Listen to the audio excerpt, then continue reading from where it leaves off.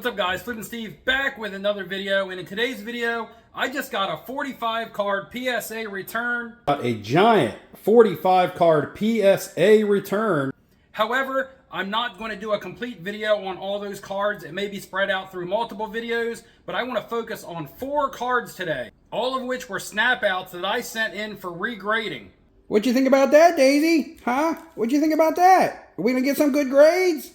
Going to show you guys a couple sales that I made out of my last PSA order. Just sold the Bryce Young American Metal from Plates and Patches. And of course, I have got to touch on the 302 downtown stickers. Only about 10 left. Also, Metropolis case hit of Aaron Rodgers. Super low pop on this one. Guys, we're pushing towards $1,000 donated towards the national giveaway. I want to reiterate, because some people are new to the channel and they think that I'm just selling stickers, and that's not the case.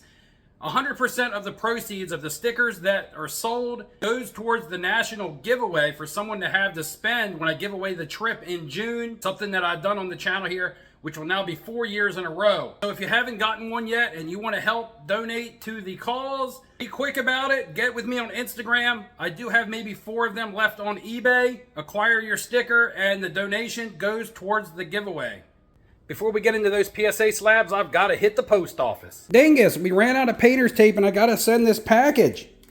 What? There's some in your toy box? Under the giraffe? Let's take a look.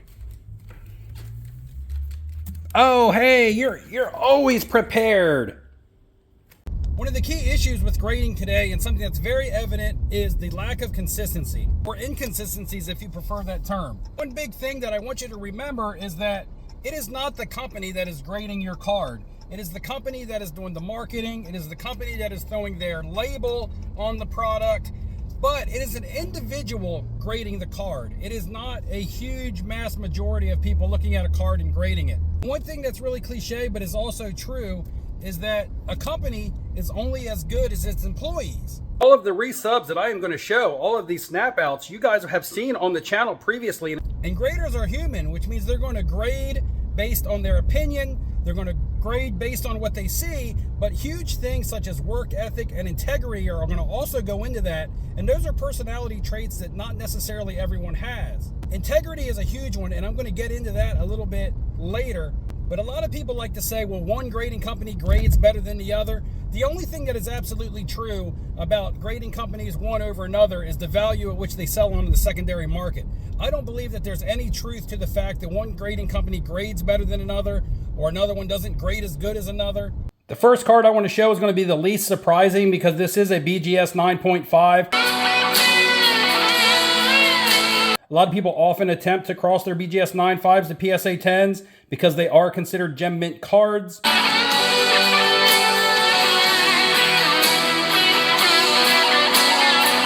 If this was to be grader's notes on here, as the subgrades say, it would have been the centering that was the lowest grade on this with a 9.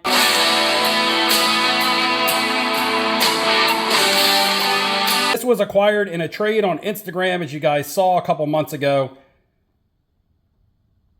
And it gets the PSA 10.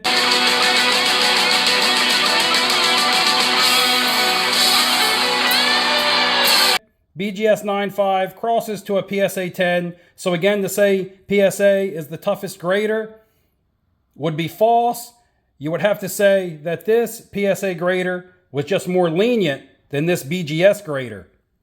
Hold the individuals accountable. I believe that all the graders are human. All grading companies are going to have the same inconsistencies, and they're going to have the same issues when it comes to the individuals that work for them. Now, of course, I'm going to relate this to the casino business, and as someone who has been in the casino business for the last 15 years and has done a lot of hiring and had a lot of experience in different parts of the casino, I'm going to relate this to my experiences. I see a lot of similarities, believe it or not, between hiring for the grading companies and hiring new employees for the casino. It wasn't until the past 10 to 15 years that casino dealers really became an in-demand job. You had Atlantic City, you had Las Vegas, you had various Native American reservations and some of the riverboat and some of the cruise ships here in the United States, which means being a casino dealer was a limited job and a job that you really had to be skilled at because there was competition in the workforce. Next up is the Tom Brady Starcade case insert, which I bought off eBay.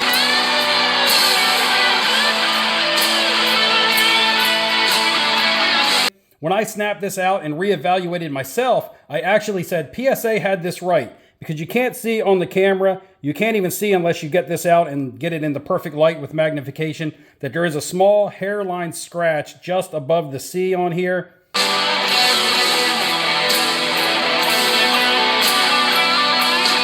Rated a PSA 9. I felt like PSA got it right the first time after reevaluating it out of the case. And what do you know? PSA gets it right a second time. Not only did PSA get it right, but I also got it right. Because I thought this was a 9. Does this qualify me to be a grader? No, it doesn't, because I haven't taken their little course.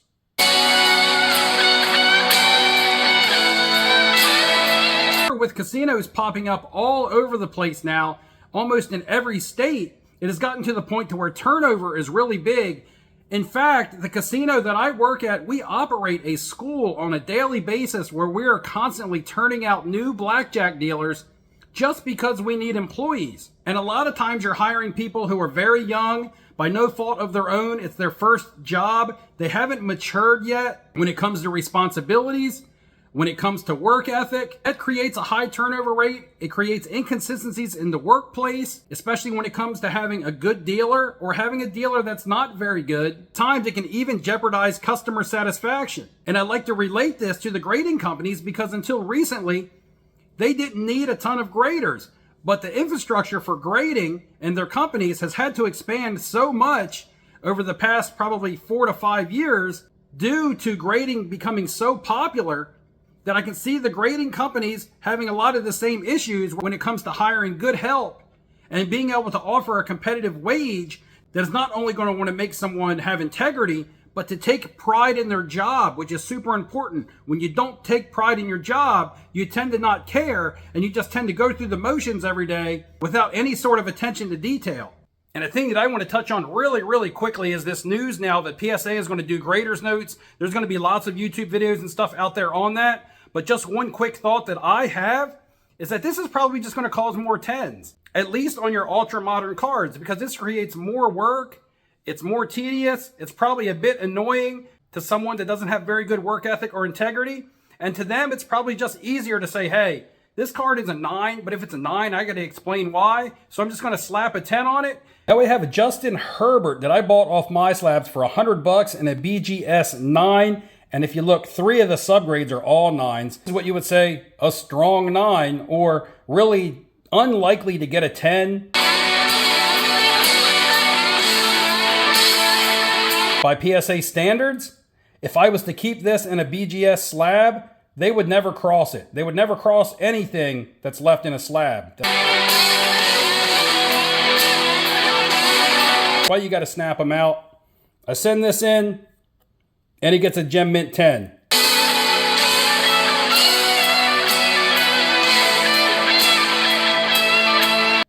Not only does it get a Gem Mint 10, but this is a gold prism out of 10. They passed it on to a Gem Mint, and I'll take it.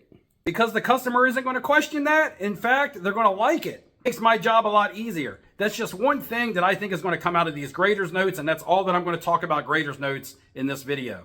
And to say that this causes inconsistencies in one in particular company over another, I believe is absolutely false. I believe every company is going to have solid employees. They're going to have new employees. They're going to have employees who take pride in their job, and they're going to have employees that don't give a shit. This is going to cause all kinds of different grades to come out of the grading companies just based on the individual, not the company as a whole, that is looking at your card. And just like in the casino business, it's going to apply to your lower end type cards. As in the casino, your most experienced dealers are dealing the more complex games such as craps and roulette that take some experience and some time in the business to be able to deal proficiently. And your graders at the grading company that have been doing this for any length of time are going to be looking at your vintage, your higher end expensive cards that need to be authenticated, and a lot of your modern stuff that is going in, especially now under these monthly deals like PSA is offering, to be looked at by their new hires. And it's really going to cause a lot of fluctuation in the grading. And not only the last card I'm going to show in the video, but also the biggest. I bought this for $400 in a BGS 9 slab off of eBay. Gotta at home, I just wanted to crack it to get it into a PSA 9 slab, because the PSA 9 slab would instantly gain value, and I was just hoping that PSA would leave it at a 9 and put it in their slab and not demote it to an 8. But much to my surprise and delightment, this card crossed to a PSA Gem Mint 10. This now takes this to closer to a $1,500 to $2,000 card.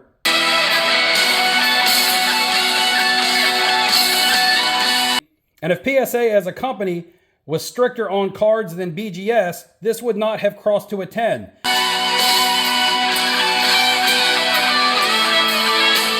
It is not because of the company standards are lacking for any of these companies. It's due to the fact that the individual may or may not be applying the company standards.